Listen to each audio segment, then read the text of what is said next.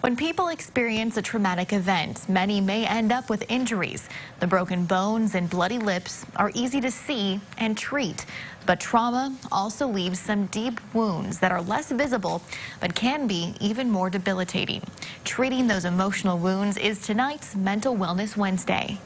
People that we see have experienced various kinds of trauma. The Council on Sexual Assault and Domestic Violence is well versed on recognizing the signs that someone has experienced trauma. They may be hypervigilant, where if there's a loud noise, they may jump and startle very easily.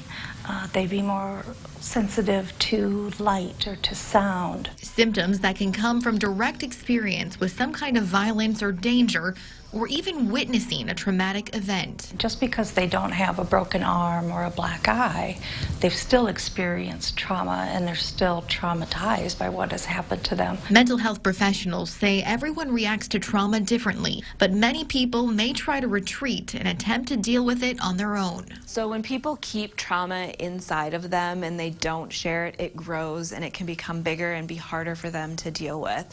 And so it's really important for people to be able to let others know what has happened to them and to share that with them. When it's inside and it's not being talked about, it's really a secret, and secrets eat away at people. For children, art and play therapy can help them share their stories in a safe place. I can draw a picture about it, right? So it's not happening to me in the same way at that moment because it's on the paper.